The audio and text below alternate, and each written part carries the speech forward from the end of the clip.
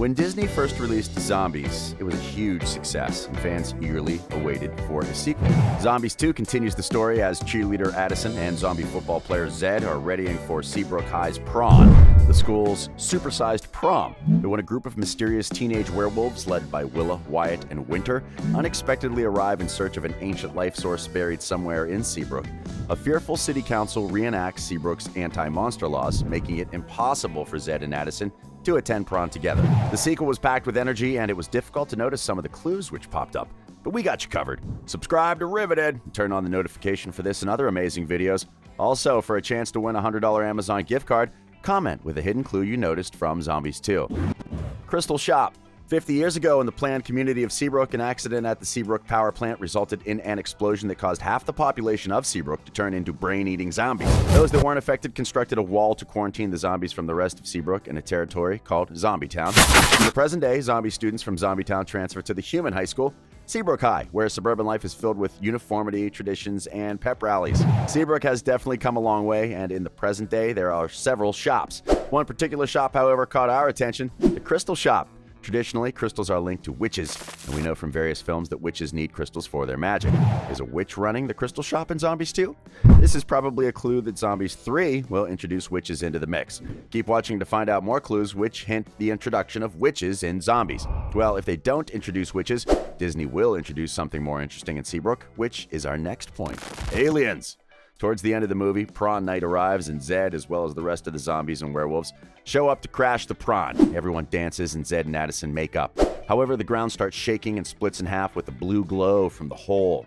The werewolves realize that the moonstone is not destroyed and go in the hole to find it. The humans and zombies follow to help. They find the moonstone. They try to get the moonstone out when a huge boulder blocks their exit. Zed removes his Z-band and uses his zombie strength to lift the boulder and allows the others to bring the moonstone out safely. They all go back to prawn and sing and dance and have fun, with Zed and Addison having their first kiss. Later, a blue glowing rock falls from the sky at night, causing a blue explosion. This causes Addison's radio to briefly short out. Later, after waking up, her hair glows bright blue for a short moment. Also, the night before prawn, there was a shot that showed the transition of an amazing starlit sky and the Milky Way across the trees in the Forbidden Forest. Our best guess is that whatever fell from the sky has something to do with aliens. Most likely, they're connected to the stone that created the zombies and werewolves. It would tie everything together. Who is Addison? The assumption is that Addison is an alien, since her name starts with an A, Addison, and the other monsters we've seen in the series, zombies, Zed, and werewolves, Wyatt, all have the same first letter, or at least a letter of their respective heritage in their names. So, in Zombies 3, they could have flashbacks of Addison's parents finding Addison and taking her in as their daughter. There is also the possibility that she is still the Great Alpha. However, there needed to be something more than just a necklace to unlock it. Maybe after the object falling down, she would unlock her potential and turn into the Great Alpha. The full moon was probably a warning for the comet, which was about to come and awaken the Great Alpha, which would mean she is the Great Alpha.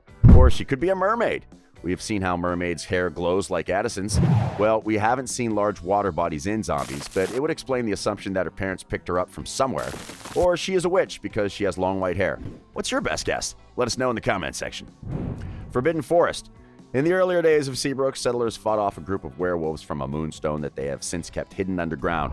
In the present, the time has passed since Seabrook and Zombie Town settled their differences. Zed plans to ask Addison to the prawn, while Addison works to become the new cheer captain, when Bucky steps down to become president.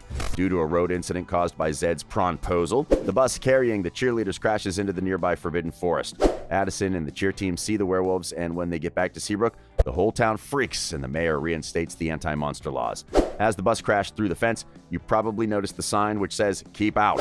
However, the fence was so small and it wouldn't stop anyone from jumping across, especially the werewolves. Maybe the showrunners were hinting that eventually the fence would be crossed. Harry Potter? Yeah, many people were saying that Disney should be sued because the Forbidden Forest is a concept from Harry Potter. But maybe there's a silver lining. The Forbidden Forest in Harry Potter is a patch of untamed forest that grows on the grounds of Hogwarts School. It is home to many magical creatures, including unicorns and centaurs, and is more or less in charge of Rubus Hagrid, keeper of the keys and grounds. In order to have care of magical creatures classes, there must be magical creatures, and part of the Forbidden Forest's function is to provide a nearby habitat. Because they were studied in care of magical creatures, it is known that unicorns, bowtruckles, hippogriffs, and thestrals live there. Also encountered are centaurs and agromantulae. A werewolf briefly roamed there some 20 years ago, and apparently the rumors of his presence remain. Draco Malfoy said before his first year of detention that he'd heard werewolves live in the forest, but Hagrid didn't affirm or deny this. Eagle-eyed fans noticed that the background in the Forbidden Forest in Zombies 2 looks like the background in Hogwarts from Harry Potter. It's probably a clue that there is a deeper connection between the two franchises. The Moon. In the sequel, the group of mysterious teenage werewolves head to Seabrook in search of an ancient life source, the Moonstone. Their arrival spells trouble for human and zombie relations, which were just repaired after Addison, Zed, and their friends convinced the city council to repeal its anti-monster laws. The werewolves have Moonstone necklaces, which give them the werewolf abilities, and without them, they can die. These Moonstones are losing their power, so they need to find the Moonstone in order to recharge their necklaces. The prophecy states that a girl with white hair, called the Great Alpha, will show them where this Moonstone is.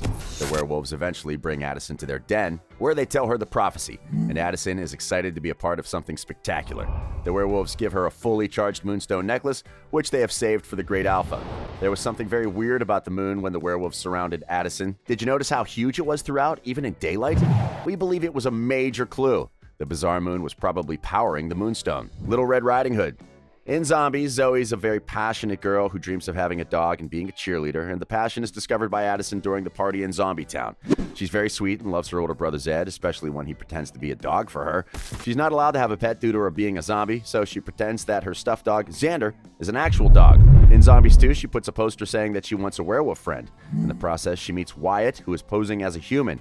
She notices that Wyatt is pretending to be someone else, especially after noticing the huge eyes behind the glasses. Zoe uses the famous lines from The Little Red Riding Hood. "What big eyes you've got." Any fan of the fairy tale definitely noticed that reference. How did Wyatt survive? Wyatt Lickinson is one of the new werewolves in Zombies 2 and Willa's brother. It's possible that both he and his sister Willa are twins since they are the same age. Wyatt seems to be more sensible and cautious than his other pack mates. He seems to think things through more than his sister does and ponders more rationally before taking action. He enhances his powers with the necklace all werewolves wear that came from the Moonstone.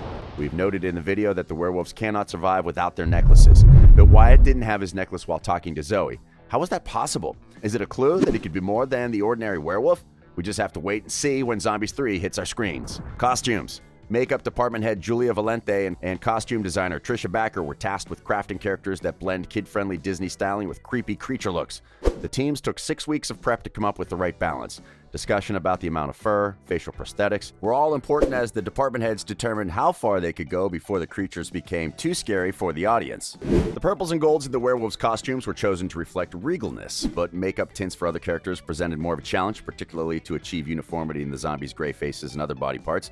The discussion also concerned the right number of markings on the werewolves, since too many could quickly become distracting. They settled on a couple of looks with a slight variation between the leads and the pack. The markings represent that idea of something a little more tribal. The werewolves' forest home was also kept in mind when creating their designs. The leafy canopy was represented in the tops for Willa in the form of a crocheted lace, which was dyed indigo, the color of the midnight sky, or golden yellow, the color of the sun. The designer used leather and suede for Wyatt. The color palette and the textures were inspired by nature. There was also a lot of artistic freedom involved. In the first Zombies movie, Milo shared how the actors playing zombies were able to customize their characters' look and style, while the actors playing humans couldn't because the zombies are all unique while humans are more uniform. For Zombies 2, this was the same deal for the actors playing werewolves. Night of the Werewolf. Zombies was a huge hit when it premiered in 2018, introducing great songs like Someday, Fired Up, and Bam! With the premiere of Zombies 2 comes 10 new songs sung by returning cast members, Megan Donnelly and Milo Manheim, as well as new pack members, Chandler Kinney, Pierce Joza, and Baby Ariel. The first song in the sequel is We Got This, but if you look keenly, you will notice that Night of the Werewolf is showing in cinemas on the background. In the 1980 film, Waldemar Daninsky is sentenced to be executed along with Elizabeth Bathory and a number of witches. Since it's nearly impossible to truly kill him, he's left in a kind of living death with a silver dagger through his heart and an iron mask to keep him from biting. Centuries later, the dagger is removed and Daninsky returns to activity, fighting against a revived Elizabeth Bathory and her demonic manservant. It's definitely not a coincidence that the showrunners deliberately focused on the film. We're getting serious witch vibes, and that sign next to the Night of the Werewolf, was that in zombie language? Okay, one thing most people are probably wondering is whether we will have Zombies 3. We have reason to believe that Zombies 3 will definitely happen. The sequel ended in a cliffhanger, and we still have several unanswered questions, like the backstory was of Zed and Zoe's mom. We meet their dad, but nothing is ever said about their mom, and apparently that was also the case while filming Zombies 2. During its premiere, Zombies 2 attracted a total of 2.46 million viewers with a 0.52 rating for people aged 18 to 49. The sequel even topped the February 2018 premiere of the original Zombies, which was another instant hit for the Disney original team. The Disney Channel stated that the sequel posted cable television's highest ratings among all kid and girl demographics since Disney Channel's premiere of Descendants 3 in August of 2019. Disney is definitely going to continue with the story, and we will keep you posted. Thank you for watching this video. This has been Riveted. We publish amazing videos daily.